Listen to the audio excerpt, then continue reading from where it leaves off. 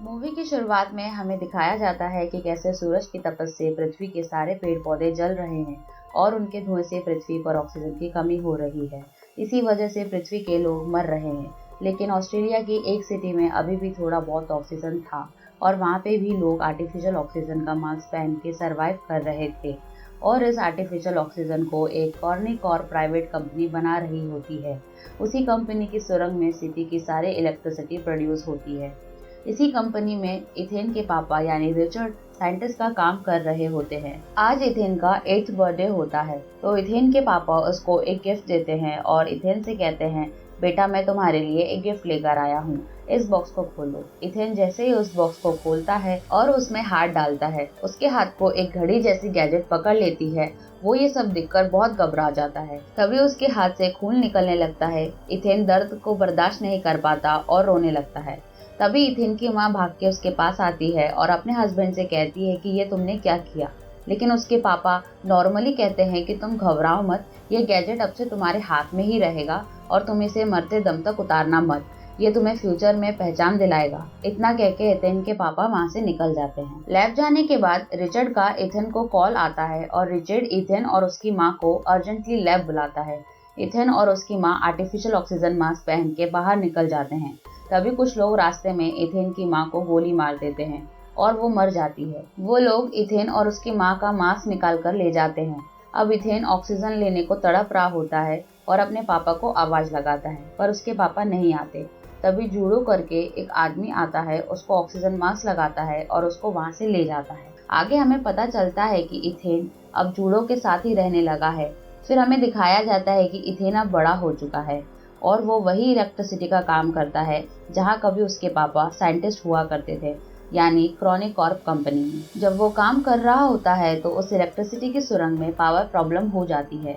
Ethane उसे ठीक करने की कोशिश कर रहा होता है। तभी एक अलर्ट मैसेज आता है कि अगर उस प्रॉब्लम को 30 सेकंड में ठीक नहीं किया गया तो एक बहुत बड़ा बॉम्ब ब्लास्ट होगा। इथेन कैसे भी करके इस प्रॉब्लम को ठीक कर देता है। इन सब कामों में इथेन एक्सपर्ट होता है। उसके बाद सभी वर्कर्स ड्यूटी खत्म करके एक लाइन में खड़े हो जाते हैं और आंखों को चेक कर रहे होते हैं। तभी सभी वर्कर्स को मास्क निकालने को कहा जाता है और जैसे ही सब मास्क निकालते हैं, उन वर्कर्स में से एक वर्कर को खून की उल्टी होने लगती है, क्योंकि ये आर्टिफिशियल ऑक्सीजन सबको सूट नहीं कर रहा होता है और कुछ लोग ऑक्सीजन सिकनेस जैसी बीमारी के शिकार होते जा रहे हैं, जिसकी वजह से ये लोग थोड़े ही दिन में मर जाते हैं। इथेन अपनी शिफ्ट खत्म करके घर पहुंच जाता है। तभी टीवी में उसके सामने न्यूज चल रही होती है। उस न्यूज में दिखाया जाता है कि कैसे ऑक्सीजन सिकनेस की वजह से लोग मर रहे हैं। तभी न्यूज में इथेन के पापा का भी जिक्र होता है। ये सुनकर इथेन को बहुत गुस्सा आता है और वो टीवी बंद कर देता है। थोड़ी देर में उसकी वाइफ भी अपना काम खत्म करके घर आ जाती है। वो दोनों एक दूसरे से बात कर रहे होते हैं। तभी एकदम से उसकी वाइफ खून की उल्टी कर देती है। उसको भी ऑक्सीजन सिकनेस की बीमारी हो जाती है। ये सब देखकर इथेन बहुत टेंशन में आ जाता है और सोचता है कि कुछ दिनों में मेरी वाइफ भी मर जाएगी। उसके बाद उसकी कंपनी के कुछ लोग इथेन को बुलाने आते हैं और उसको अपने साथ जबरदस्ती चलने को कहते हैं। ये सब देख के इथेन बहुत डर जाता है। तभी वहाँ पे जूडो भी आ जाता है और इथेन से चलने को बोलता है, क्योंकि वो ये देखना चाहता था कि वो लोग इथेन के साथ क्या करेंगे। तभी वो लोग कॉर्निक्रॉप कंपनी की CEO रेजिना को मिलते हैं।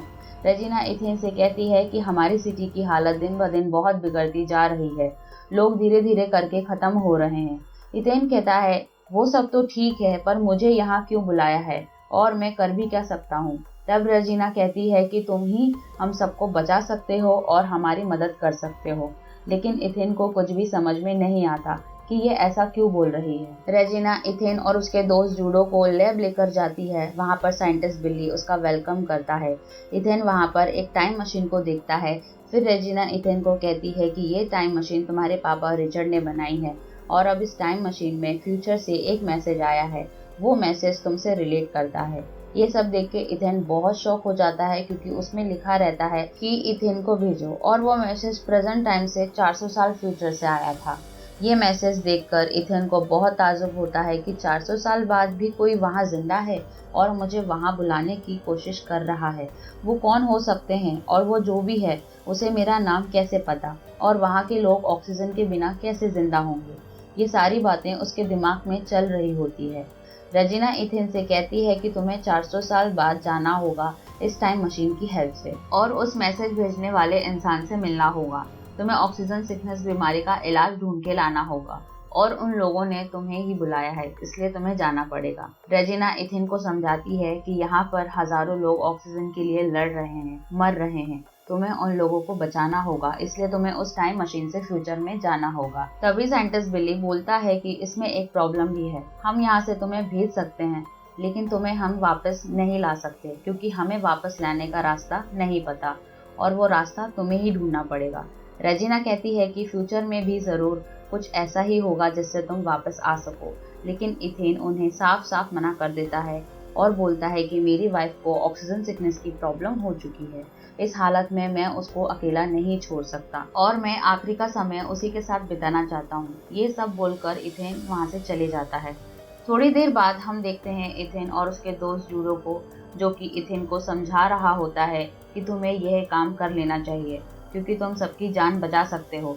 लेकिन इथेन उसे मना करते हुए कहता है कि मैं अपने पापा जैसा नहीं बन सकता, जिसने अपने मतलब के लिए अपने वाइफ और अपने बेटे को छोड़ दिया था। मैं अपनी वाइफ को इस हालत में नहीं छोड़ूंगा, मैं अपने पापा जैसा नहीं बनूंगा। लेकिन जूडो उसे कहता है कि तुम फ्यूचर में जाकर अपनी वाइफ की मदद कर सकते हो, उसकी बीमारी ठीक कर सकते हो अगर तुम्हें कोई दवाई मिल गई तो। और जूडो उसे बहुत समझाता है। इथेन घर जाकर ये सारी बातें अपनी वाइफ से शेयर करता है। ये सब सुनकर उसकी वाइफ बहुत खुश होती है और उसे जाने के लिए फोर्स करती है, वो भी खुद के लिए नहीं, दूसरों के लिए। रात में इथेन अपने बेडरूम में आता है, वहाँ उसकी वाइफ सो रही होती है। तभी इथेन एक नकली फूल के पत्ते पर आई विल बी बैक लिखकर बेड पर रख देता है और फाइनली वहाँ से चले जाता है। लेकिन उसकी वाइफ ये सब देख रही होती है क्योंकि वो सोने का नाटक कर रही थी। इथेन अब उसकी कंपनी के लैब में पहुंच जाता है। वहाँ रेजिना उसका वेट कर रही होती है।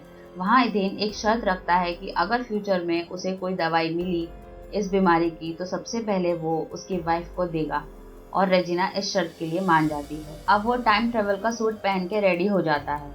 तभी साइंटिस्ट बिली इथेन को एक छोटा सा गैजेट देते हैं और कहते हैं कि ये एडवांस रोबोट है, ये तुम्हारे एक एक मूवमेंट को रिकॉर्ड करेगा और तुम्हें सारी चीजें बताएगा। जूड भी उसको बाय करके अलविदा कह देता है। अब मशीन ऑन हो जाती है, उसमें काउंटडाउन शुरू होता है और 0 आते ही इथेन के बॉडी पर बहुत सारे रेडिएशन पास होते हैं और बहुत ही स्पीड से टाइम ट्रेवल करके इथेन फ्यूचर में पहुंच जाता है। लेकिन लैंडिंग करते वक्त इथेन के सूट में आग लग जाती है और वो उठकर उस आग को बुझा रहा होता है, लेकिन वो आग बुझती नहीं है। ये सब देखकर इथेन अपने सूट को उतार के फेंक देता है और तभी उसे चारों तरफ हरियाली हरियाली नजर आती है। ये सब देखकर वो बहुत खुश हो जाता है और उसे ताजुब भी होता है क्योंकि पहली बार उसने इतने सारे पेड़ पौधे देखे हैं और नेचुरल ऑक्सीजन को फील करता है।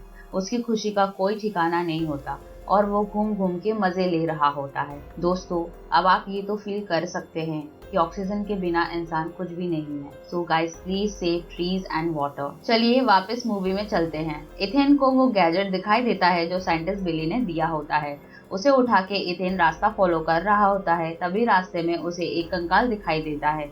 उसे देखकर इथेन बहुत डर जाता है। उसकी कॉलर पे देखता है तो इथेन वाइट करके लिखा हुआ होता है। ये देखकर वो बहुत ज्यादा शॉक हो जाता है क्योंकि वह उसी का नाम होता है और वो उसी का कंकाल होता है और उसकी खोपड़ी पर एक गोली का निशान होता है। उस कंकाल के पास वैसा ही गैजेट होता है जो उसके हाथ में होता है और कंकाल के हाथ में सेम वैसी घड़ी दिखाई देती है जो उसके पापा ने उसको बर्थडे पे दी होती है। अब उसको अपनी प्रेजेंट घड़ी के बाजू में रखकर देखता है तो उस कंकाल की घड़ी में ग्रीन लाइट जल रही होती है और उसकी घड़ी में रेड लाइट जल रही होती है, पर देखने में सेम एक जैसी होती है। इथेन उस कंकाल के गैजेट को चलाने की कोशिश करता है पर उसमें ज्यादा बैटरी नहीं होती है, तो उसमें से कुछ आवाजें आती है और लास्ट में गोली मारने की आवाज आती है। तभी उस गैजेट का चार्ज खत्म हो जाता है और वो बंद हो जाती है। वो ये सोचता है कि जैसी आवाज मैंने इस ऑडियो में सुनी है वैसे मैंने कहीं तो जरूर सुनी है, पर उसे कुछ याद नहीं आ रहा होता है। थोड़ी देर बाद रात हो जाती है और इथेन उस गैजेट की मदद से आग जला लेता है। फिर वो कुछ फल वगैरह ढूंढ के खाता है। तभी आसमान से एक बिजली चमकती है और वो बिजली सीधा इथेन के पास आती है और उसमें से एक आदमी निकल कर आता है। ये सब देखकर इथेन को लगता है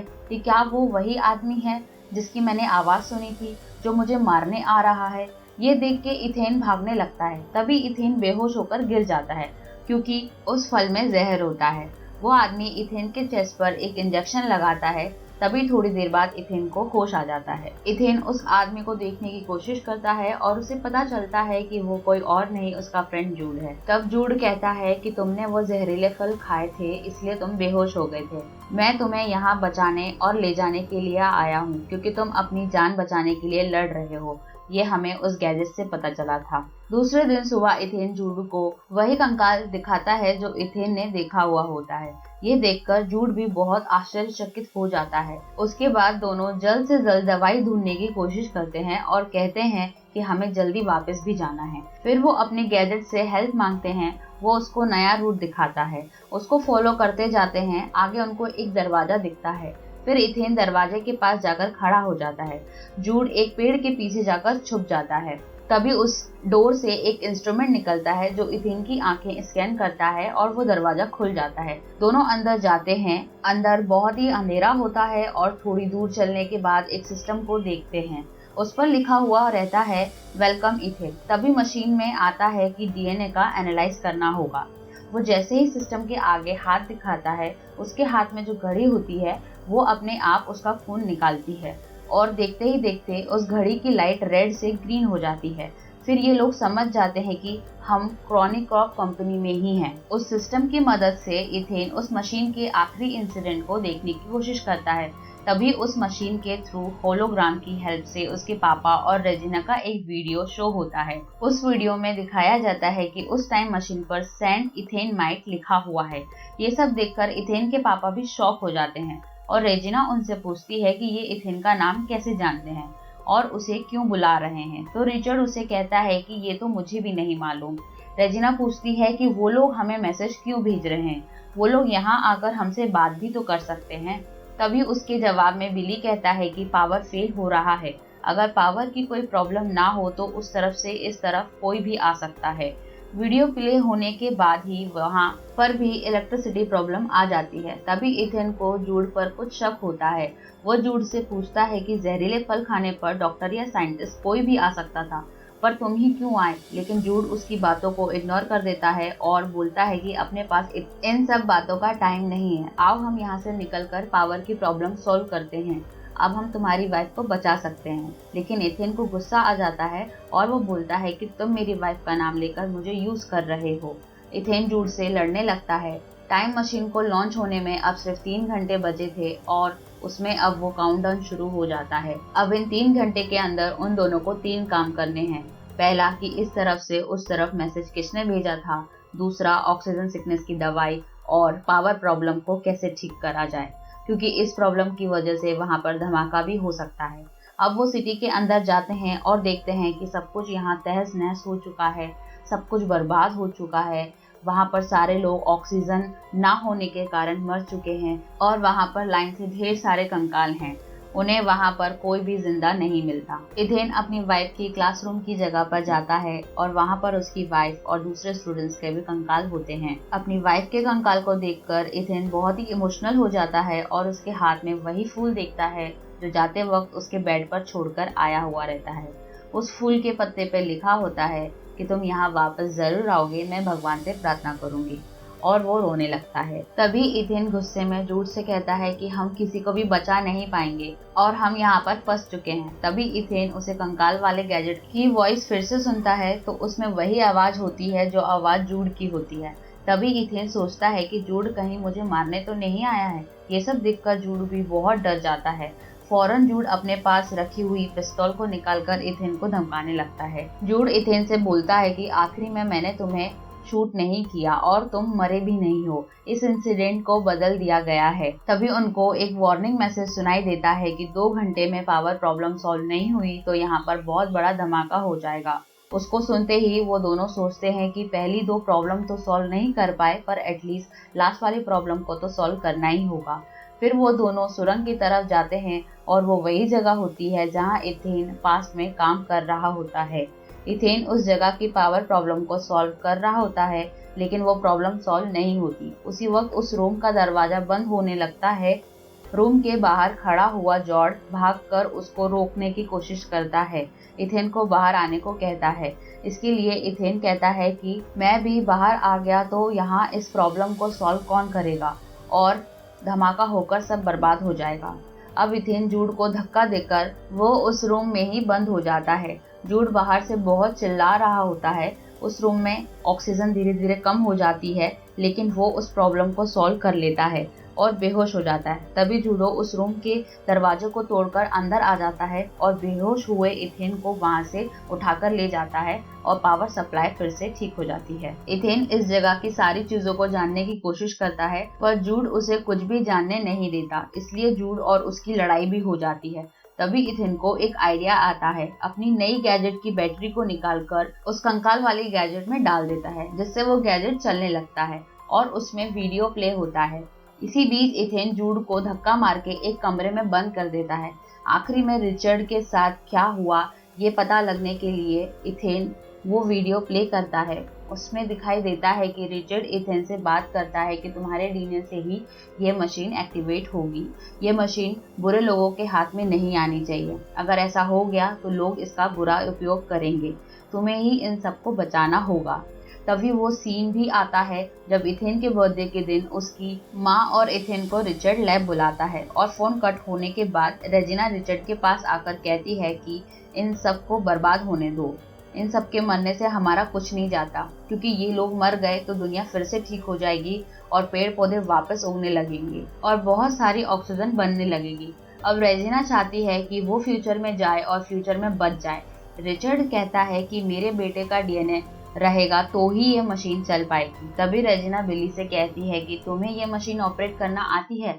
बिली कहता है हाँ मुझे आती है, और जैसे ही वो हाँ कहता है वैसे ही रेजिना रिचर्ड को गोली से मार देती है। इसी वजह से उस दिन इथेन और उसकी माँ को बचाने रिचर्ड नहीं आ पाता है। ये सब देखकर इथेन को बहुत गलत लगता है और अपने पापा के लिए नफरत चली जाती है। तभी जूड उस रूम का दरवाजा तोड़कर बाहर आ जाता है। वो वीडियो कंटिन्यूसली चलता रहता है। उसमें रेजिना रिचर्ड को शूट करने के बाद जूड से कहती है कि इथेन की माँ को मार डालो और इथेन को यहाँ मेरे पास लेकर के आओ। इथेन इस मिशन की चाबी है और हम इस मिशन तक तभी पहुँच पाएंगे जब इथेन हमारे साथ होगा। ये सब देखने के बाद इथेन गुस्सा होकर कहता है कि तुमने भी मुझे यूज किया है, और जूड को देखकर चिल्लाता है, पर जूड उसे कहता है कि इसमें मेरी कोई गलती नहीं है, मुझे भी तुम्हारे जैसे ही यूज किया गया है। अब जूड अपने आप को सच साबित करने के लिए अपने ऊपर गोली चला लेता है और वो मर जाता है। दूसरी तरफ हमें दिखाया जाता है कि रेजिना ने जूड को इसलिए भेजा होता है ताकि वो इथेन के डीएनए से फ्यूचर में टाइम मशीन चालू कर सके, और वही उसका मेन मोटो होता है। तभी इथेन ये सोच रहा होता है कि उस रेजिना को यहाँ आने से कैसे रोका जाए। तभी अचानक उसके पापा का भेजा हुआ फर्स्ट मैसेज आता है। उसमें लिखा हुआ होता है कि ये मशीन बुरे लोगों के हाथ में नहीं आनी चाहिए। तभी दूसरी तरफ रेजिना टाइम ट्रेवल करने के लिए पूरी तैयार है और वो जूड का इंतजार कर रही होती है कि जैसे ही जूड इथेन को मारकर आएगा वैसे ही वो टाइम मशीन के थ्रू फ्यूचर में पहुंच जाएगी। फिर जूड को भी मार देंगे। थोड़ी ही देर में मशीन में काउंटडाउन शुरू होता है और जैसे ही 0 होता है वो सब खुश हो जाते हैं और सोचते हैं कि जैसे ही वो आएगा तुरंत उसे शूट कर देंगे। लेकिन वो सब ये सब देखकर शॉक हो जाते हैं, क्योंकि उस मशीन में बहुत सारे पेड़ पौधे आ रहे होते हैं और उसी के साथ ये मशीन शट डाउन हो जाती है। कट करके दूसरी तरफ दिखाते हैं कि मशीन को बंद करके तोड़ दिया गया है। ये सब देखकर रेजिना बहुत चिल्लाती है, बहुत गुस्सा करती है और उस पेड़ पौधों के साथ इथेन ने उस वीडियो को भी भेजा होता है जिसमें रेजिना रिचर्ड को मार रही होती है, और उसी के साथ उसने अपनी वाइफ के लिए एक गिफ्ट भी भेजा हुआ रहता है। तभी उस वीडियो की वजह से उस रेजिना को पुलिस पकड़ के लेके चली जाती है और इन पेड़ पौधों के साथ सभी लोग और नए पेड़ पौधे भी लगाते हैं और सभी लोग सोच रहे होते हैं कि भगवान ने उनकी मदद करने के लिए ये पेड़ पौधे भेज दिए हैं। उसकी वाइफ ये सब देखकर बहुत खुश हो जाती है और सोचती है कि ये इथेन का ही काम है। तभी एक लड़की आकर इथेन की वाइफ को एक बॉक्स देती है, जिसे खोलकर वो देखती है कि उसमें एक असली का फूल होता है। उसको देखकर वो बहुत खुश हो जाती है और उसकी आंखों में आंसू आ जाते हैं। वहीं आगे हमें दिखाते हैं कि इथेन फ्यूचर में ही रह जाता है, लेकिन वो भागकर सिटी में जाकर देखता है कि अब थोड़े बहुत लोग जिंदा हैं और वो ये सब देखकर बहुत खुश होता है और ये मूवी पेड़ पौधों को दिखाते हुए खत्म हो जाती है। सो फ्रेंड्स, अगर आपको मेरा ये वीडियो पसंद आया हो तो इस वीडियो को एक लाइक और चैनल को सब्सक्राइब करना ना भूलें। मैं मिलती हूँ आपसे अगले वीडियो में, तब तक के लिए अलविदा।